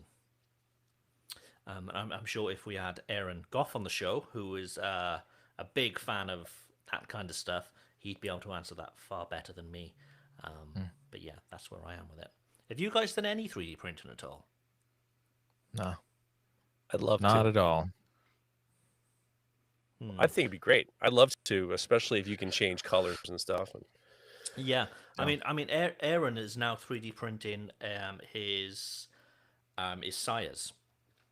Oh wow! And he's using like a nylon kind of material for his sires. So Sure. yeah, people are using them for production, but yeah, I'm not. But yeah, if anybody is, please let us know. It'd be good to hear. I'd be interested in using a CNC router for handle material, especially if I was thinking of doing production, like full tank production runs. Just being able to get the handle material like 95% of the way there. So you're just touching up around the profile to clean things up. And maybe if you're bolting it down, cleaning up the bolt, and then done. I mean, I'm doing that for the folders, which I've been doing for the last few months. And also for a run of chef knives recently with G10. Nice. And when you say 95, it can be 100%. It can be almost, it could be finished. And in fact, the folding knives, there's no finish to be done. They come off the CNC router, done, perfect to size, ready to go. Even with the pinholes all in exact places, Sure. It just makes things super super easy. So I'm just laying down sheets of Elfarin or brass, and they're coming out perfect every time. So yeah, it's pretty cool. So stuff like that really excites me because I think we're only scratching the surface at the moment. And I think we're going to get more and more materials, particularly with 3D printers, that can be printed. But when it comes to sort of CNC routers, those prices are coming down so quickly. Sure. And we're starting to see what could be, professional manufacturing tools now come into sort of desktops for, consumer prices, which is really exciting. Are you How do you having like that? problems? Sorry. Go ahead. You're good. Go. Are you having any problems with G10? Because that's the one thing is I've been told that G10 is brutal on the routers. It's brutal, not only on the tool, but the dust that comes from it is really abrasive. So yeah, I clean up after every sheet basically, and I'm using like a silicon grease on all sort of rods and that kind of stuff. Yeah, you just need to be really careful. It's not hard to cut, but it's just because it's so abrasive due to the glass fiber that on tools it can wear them very quickly. And that's going to obviously play with your tolerances then, particularly if you're going to a finish tolerance. Yeah, so you just need to be quite careful with that. But it's completely possible. Yeah. Do you have an enclosure for your CNC router? Like an enclosure that has a vacuum connected to it? I do, but without a vacuum. Okay. And that would be easy enough to do. And a lot of CNC machines, they have a vacuum table as well, so they'll actually hold down the the material being cut via vacuum, so no clamping involved.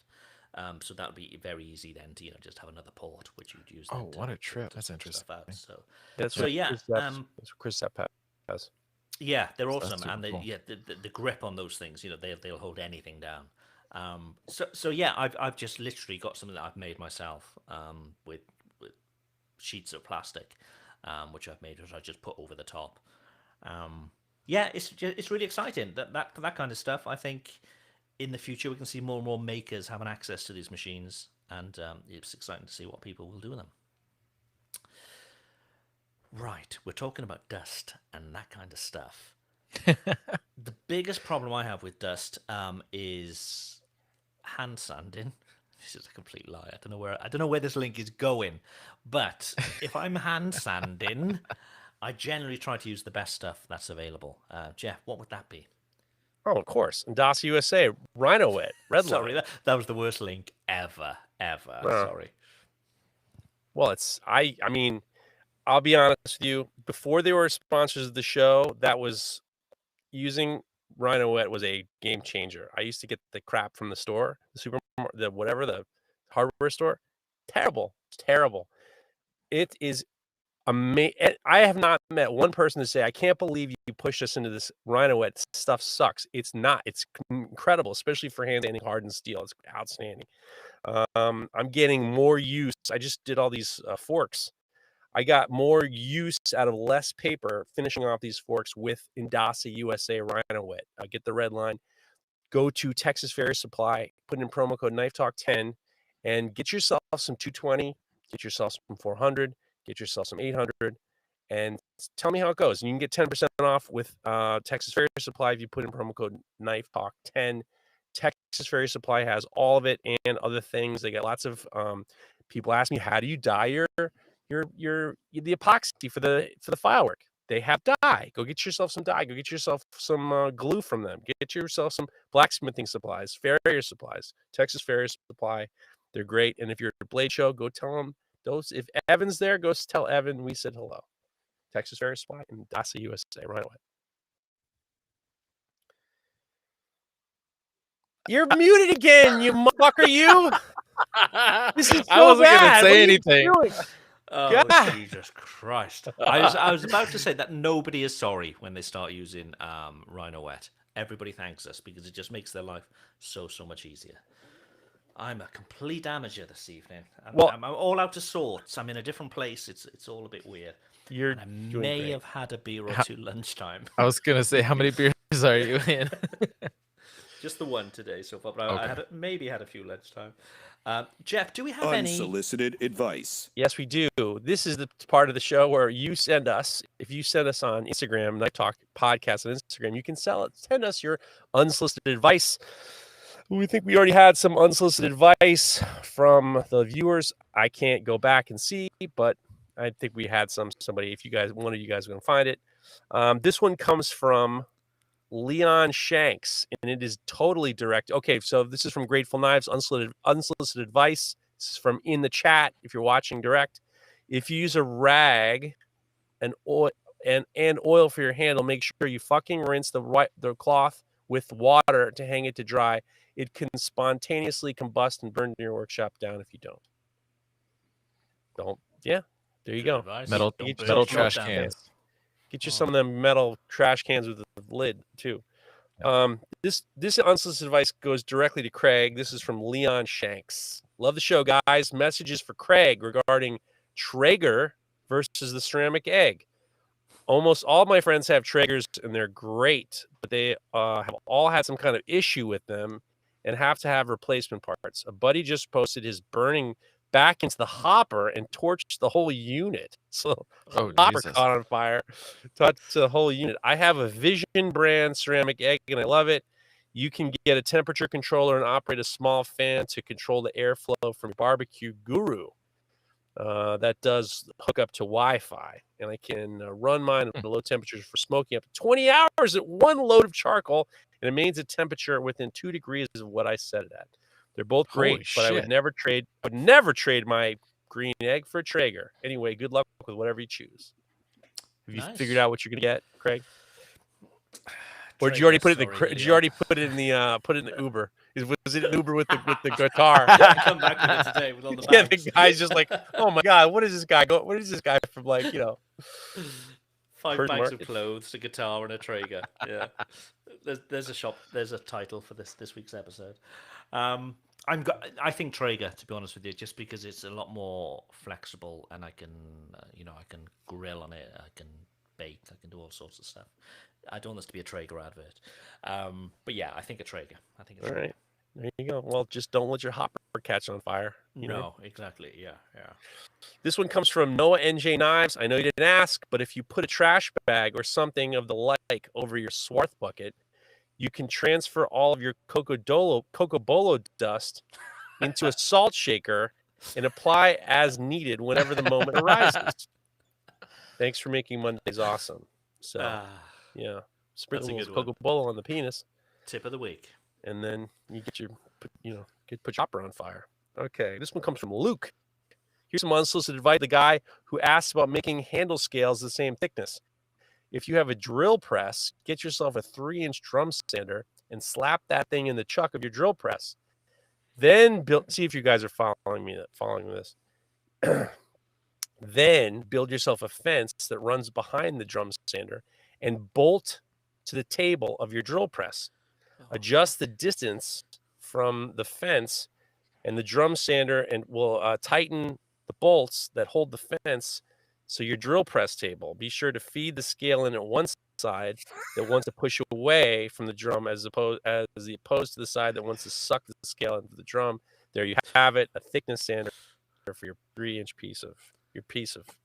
That seems like a lot of work. It's a lot of work. I've got a better solution. Go ahead. Get yourself a Broadbeck surface grinder. Use double stick tape and slap those bitches on there and sand them down. Done. Slapping bitches all day long. There you go. That's good too. That's it. That's all you got to do. Get yourself one of them bitch slappers. The gorilla double stick. Get yourself some double-sided tape and slap some bitches. I'm sorry. I don't know. I'm so childish. All right. I've got a tip for that Broadbeck surface grinder too, which is an amazing machine. It's amazing. But those magnets are super powerful, really powerful. So when you put a blade on it, it's quite difficult actually to get it back off. They're that powerful. So what I do, I've got a piece of 1mm G10. And what I do, I have that hanging over the top of the surface grinder. And the magnet is still strong enough to hold the knife on there. So all I need to do then is just peel off that G10 and the knife comes off with it, rather than try and struggle and rather than try and struggle with everything. A condom. A condom. A condom. It's nothing like the condom. Blade grinding prophylactics. Yeah. Right.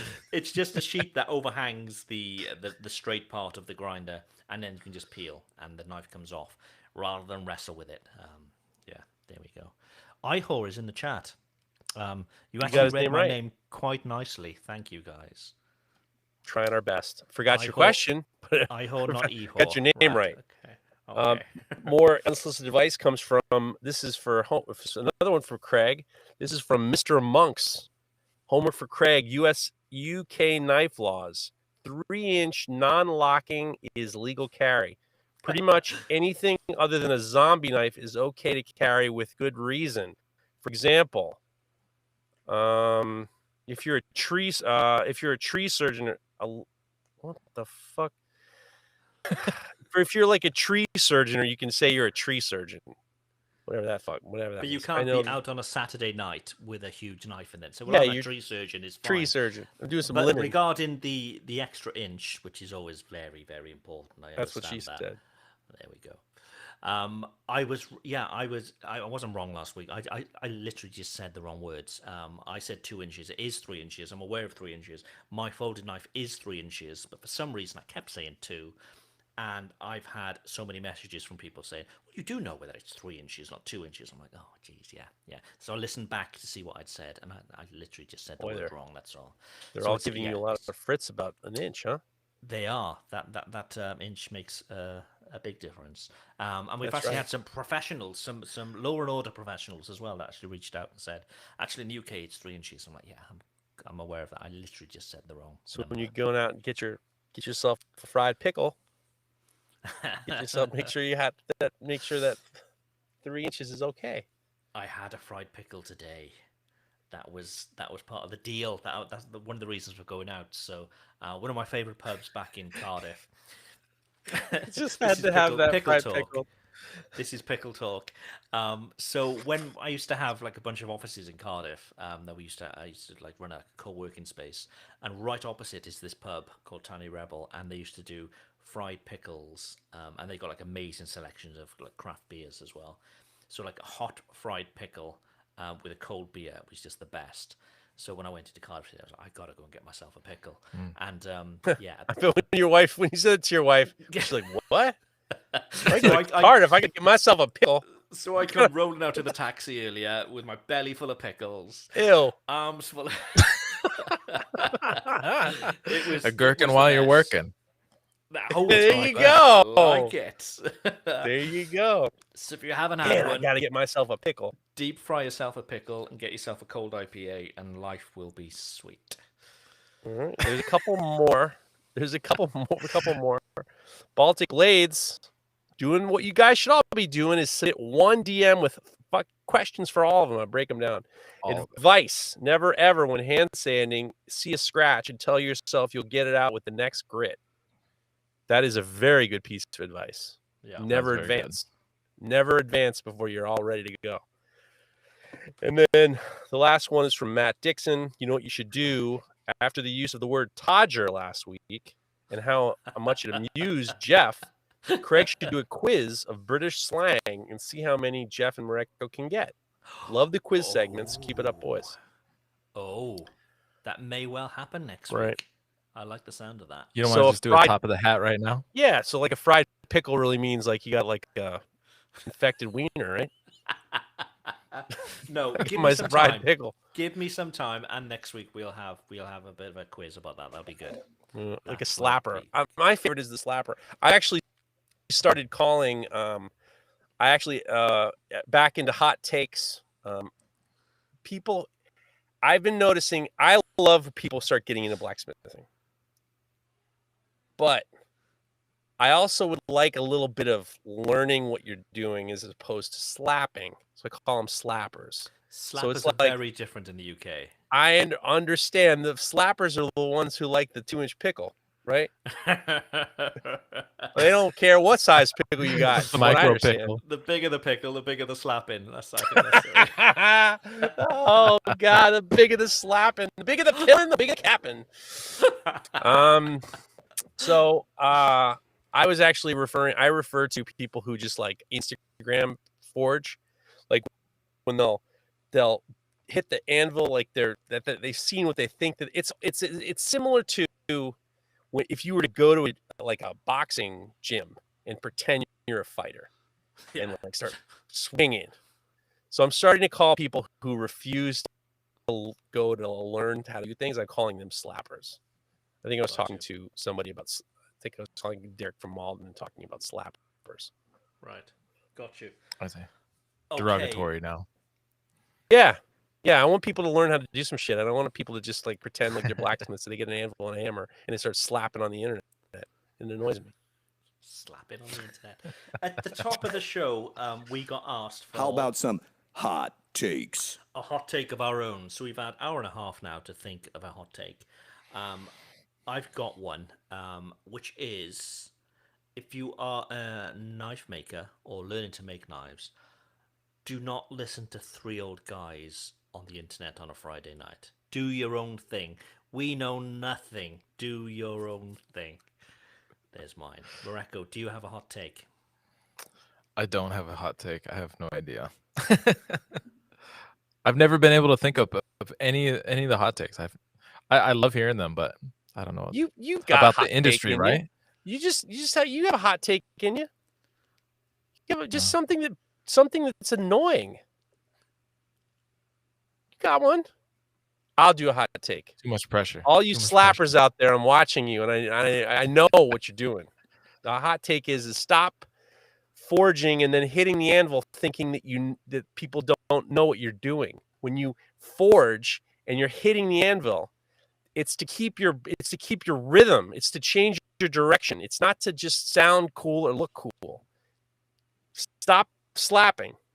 I'm begging you. Just learn. Take a class. Go take a class.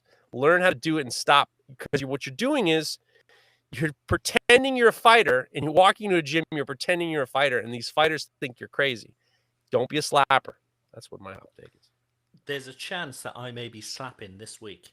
Oh, you don't say. Boy. There's a chance. That's what I heard. You might be slapping in the next 25 minutes from what I understand with that fucking kid of yours. You might. So, what was it? I think it was Friday. Yeah, it was yesterday. It was Thursday yesterday.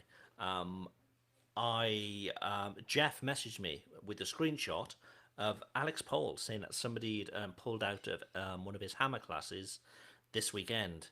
And I was meant to go on one a couple of years ago, and I couldn't make it. So I was like, right, this is my opportunity. I'm here. I could do this. So I messaged Alex immediately and said, look, if there's a space, book me in. I want to come. But it was sold out that quickly. That's how much they're in demand, because Alex knows his stuff, and his classes are obviously very, very good. But he said, look, come down in the week anyway, and we'll have some fun and make some hammers and that kind of thing. So I've had the all clear from the boss here that I can do that. So we're just coming up with a day. So hopefully by this time next week, I'll have a bit of a story to tell you about my slapping days with Alex. You've been spending money like a warhorse today. It's like, I mean, it is unbelievable. Gherkins and guitars and blacksmithing classes and Traegers. It feels like a release for me at the moment. We've been, like everybody else, stuck in lockdown. But coming over here where everything is just so much freer and everything's open, it really feels as if we're coming to the end of it here. It's a real sort of celebration. So I've been celebrating. We got one more question, a last minute question from Nick Edwards in the chat. So next time, guys, if you listen to us live, you can watch us live and participate. And Nick Edwards wants to know any advice for someone who's exhibiting their first show. Thanks. So next week, if this is the first time, some of you guys if you're Blade Show, we're gonna call in from Blade Show. Blade Show's next Friday, starting next week. Calling from Blade Show. He's got questions. Any advice for someone exhibiting their first show? What do you think, Mareko? Let's see. My first show, I hated standing behind the table. I felt so locked in back there. And I wanted to and it might be different now because of everything, and I don't know what's going to be like at the show regarding people wearing if they're requiring masks or whatnot. But I actually I found my first show. I was nobody. I had good work on my table, but I was nobody. And people were just flying by my table, just walking right by. And I was like, this is bullshit. Because I had some good shit on my table. So I got out in front of my table and kind of blocked people off from walking right by my fucking table. Free And I was t-shirts and no. I was basically standing in their past your eyes, way. just staring down at the ground. Oh God, he's standing there. What am I going to do? Go ahead. Exactly. So I would stand in front of my table, but I actually liked being out in the aisle because I could still talk to people just fine about the work. And it also made it possible for me to also just when my table was clear and nobody was there, I could pop over to somebody else's table without the whole rigmarole of walking, because they're not the easy. There's like an entrance on one end and an entrance on 100 feet away at the other end of that particular row. And so if you're like right in the middle, like I'm usually like 2 or 3 tables in, so it's not too horrible, but also it gets really cluttered behind the tables with everybody, all their swag, all their extra gear, all that extra crap back there. So it's kind of hard to get around. So I like standing out in front of the table, and being able to talk with people out there and block them off from walking right by my table, as well as getting the chit chat with other people. So be very aggressive. Be aggressive. Put your hands on him. Yeah. Hey, motherfucker, where you going? What do you see that? think you're doing with your eyes down the ground? Get your ass Get over your ass here. back here. Jeff, have you ever exhibited at a show? No, but I used to have to help my father at growing up. My dad was a winemaker, and I used to do farmers markets with him. And I hated every minute of it. I hated talking to the people. I hated the same goddamn questions over and over again. I hated the frivolousness of when they were walking past and they would just like they didn't care. I hated saying the same thing over and over again. What I will say is the most important thing is to know why you're there. I would be very, very, if I were to do it, which I won't, I would be very, very organized in what I'm planning on doing. Go in there with a game plan and have like a real strong game plan in regards to what you want to get accomplished. If you're obviously you paid for a booth, obviously you paid for a hotel room. I remember meeting one kid who brought a ton of shit. And I know for a fact the first night, so Friday, no one was buying anything. Saturday, people were kind of buying stuff, not really buying stuff. And then Sunday, everyone was looking for a deal. Be aware that there are people, don't be desperate. Don't be desperate to unload stuff unless you don't mind. There are a lot of guys who are walking around there who are waiting for you to be desperate. And unfortunately, I've talked to a few journeyman Smith who say there are like brokers who walk out there and they're just like, they know they're going to prey upon your desperation. Yeah. So go in there flying. Don't freak out. People, I think that I always feel guilty, especially for the young guys. They, $500 for booth, another $500 for the room or whatever. And then the food and the weekend's going to cost you $1,500 or something like that. And you want to make your nut. You've got to be very even keeled and have a game plan, because I think desperation can hit, and you could think to yourself, well, fuck it, it's Sunday and I want to get out of here and I haven't sold anything. I think you need to like just have a really set game plan and stick to the game plan. Yeah. Another tip regarding food, it's hard to get away from the table. And if you're there by yourself, it's hard to get food unless you completely ditch your table. So something I wish, I would easily go all day until like 7 o'clock in the evening before I ate anything, which is not great. So any kind of dry foods or any kind of like whatever, like trail mix or jerky or something you can keep behind or in your bag. Like usually you're walking around with a backpack. Something on hand that you can just like munch down really quick in between talking to people or whatever. But having food handy is a really good tip that I always think of right after Blade Show. But then when Blade Show comes back around, I completely forget that idea. And I, again, go all 3 days basically eating nothing all day long. And so I would also. And make friends with the people next to you, because if you have to take Yeah. a whiz, Sure. you want to bring everything with you. You want to take a whiz, it might be a walk to get to the bathroom. Get yourself, make some friends with people, in the other booths, because I don't want to have to pack everything up and have some shit to give away. It's like, thanks. Sure. I don't know. I've never exhibited really at like a big show, but what I've been to Catalia every year, that kind of thing, is always make sure you have some patter available that you can talk about your work.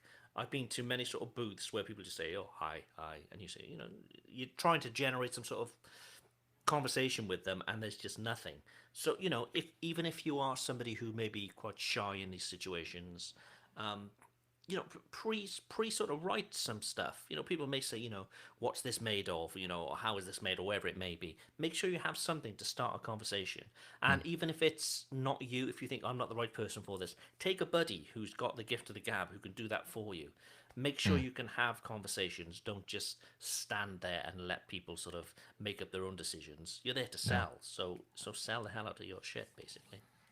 Everything I've ever done in life now has been to being as organized as possible, and everything goes well. Nice. I fucking am done with winging it. I never wing it. Everything is very prepared, and when everything's prepared, things go well. So kind of think about all the things that could possibly happen, and then maybe you'll forget a couple things, but then the next year you'll be like, oh yeah, I gotta bring the water, or I gotta bring a catheter next time, so I don't have to worry about going to the bathroom. At your age, yeah, geez. But look, we are hour and 40 minutes in. I think it's that time of the show where we can leave our hopes and dreams for this week. Maybe we can have. We got hopes and dreams. If you want to do a quick hope and dream, we can do a hope and dream. Geoff. Well,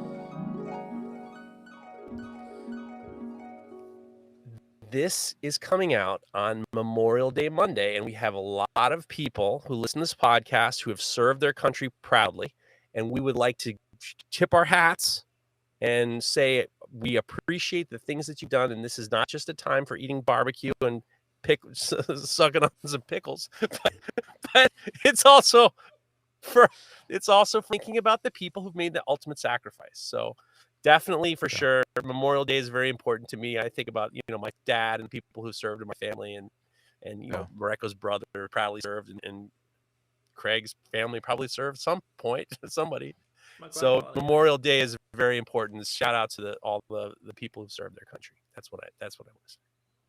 Okay, cool. 100%.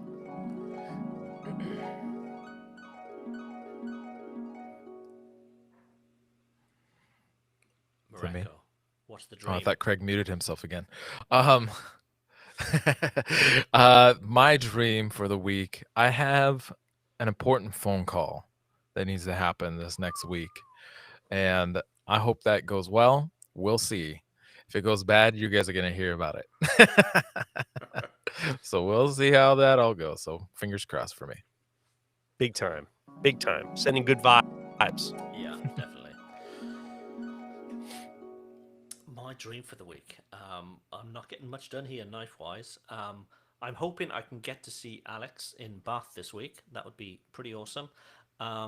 And I'm working on this book, so I'd like to get to a point where I can give Geoff some instructions regards to illustrations. That would be nice. Because 133 illustrations. He's got to do them within a month. So the quicker I send them to him, the quicker we'll get them. I think. Damn It's right. gonna be like connect the dot. 1, 2, 3, 4. Like, yeah. I'm gonna send you pictures of fucking gherkins. Send you pickles. Pickles. All the cutting pictures are gonna be all pickles. Cutting pickles and stuff like that. That would be quite cool. That would be cool. Anyway, that is a show. And that's us for the week. If you are going to Blade, we hopefully have a roving reporter there. Yes. Make sure you have a good show, travel safely, and we shall speak to you all very soon. This show is brought to you by The Makery, the podcast network for makers.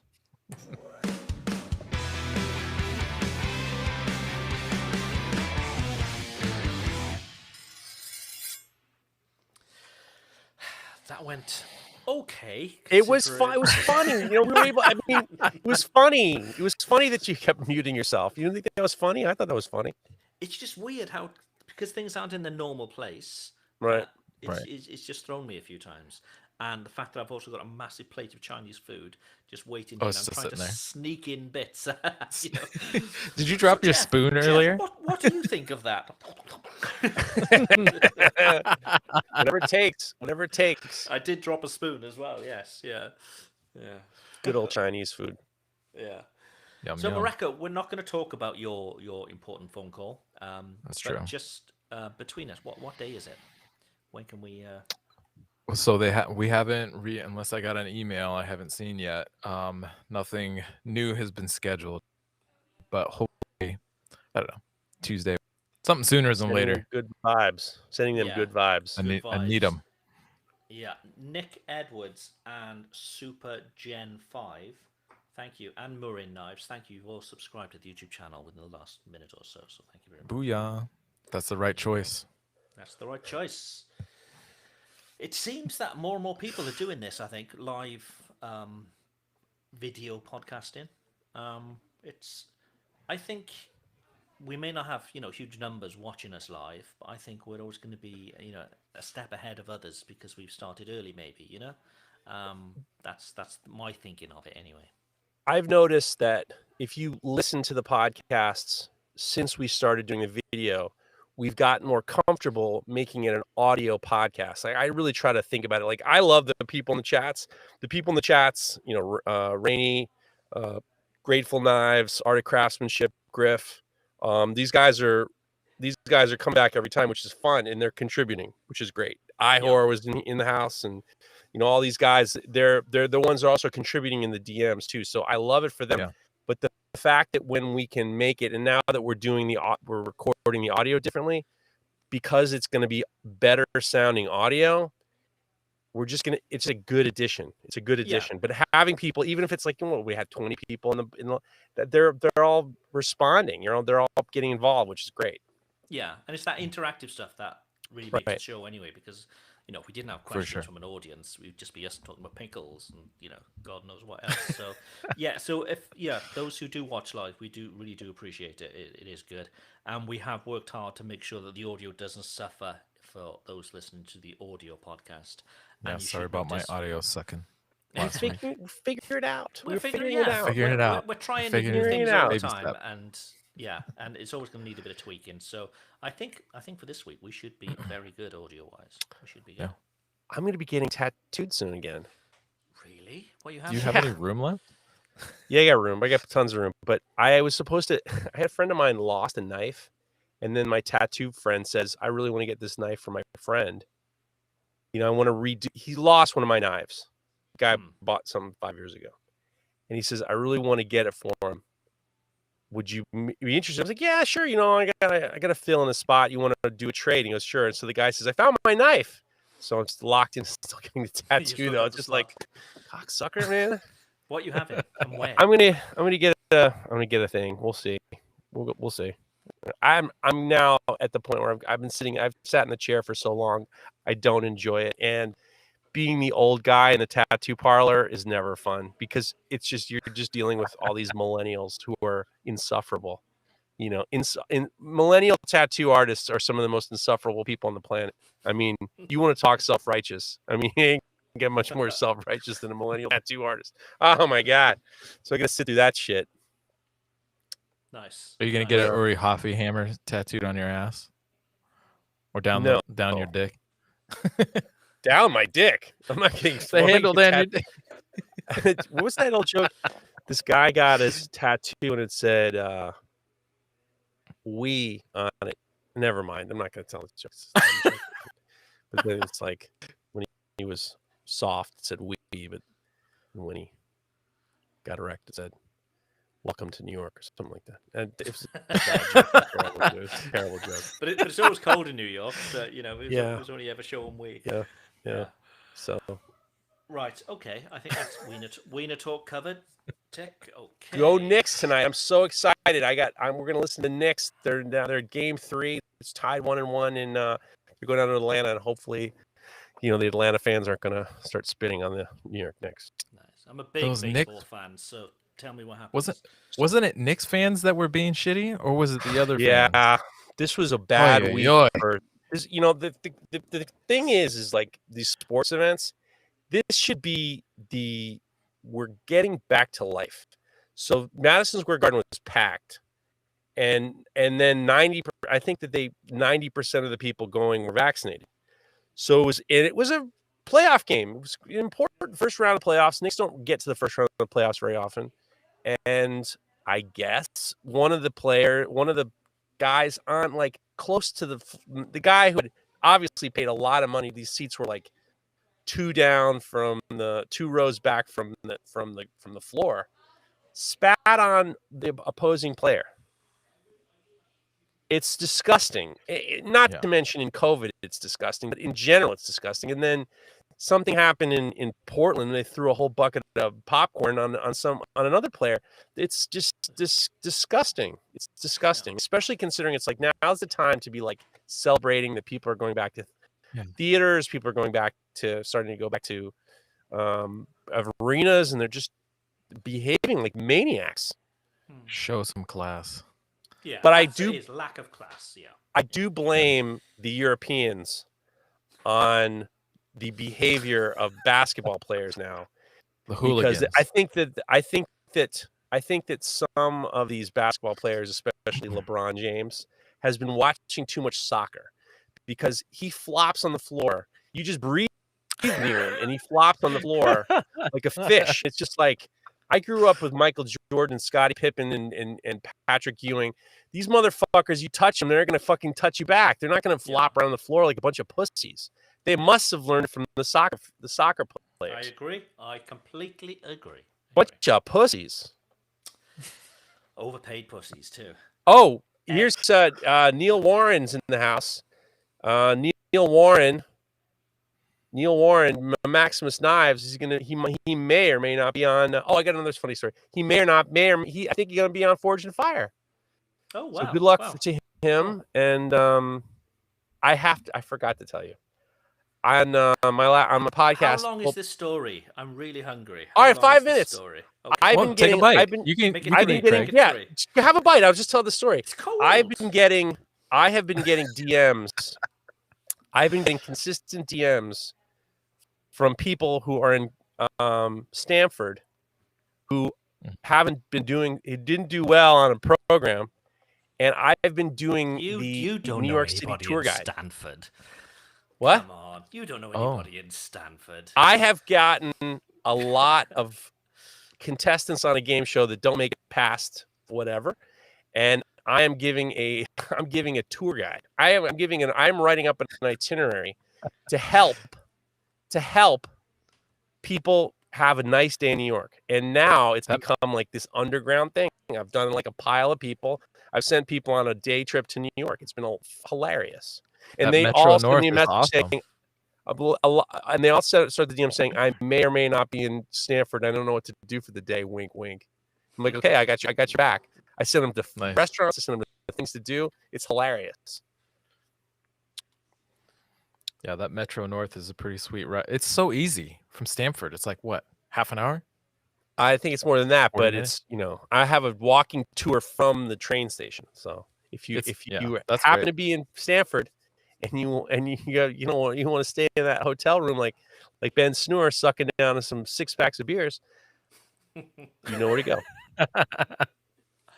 There we go. Craig's frothing at the mouth. There we go. That's the show. I'm about to pass out. That's the show. We thank you all for listening, and we should speak to you next week.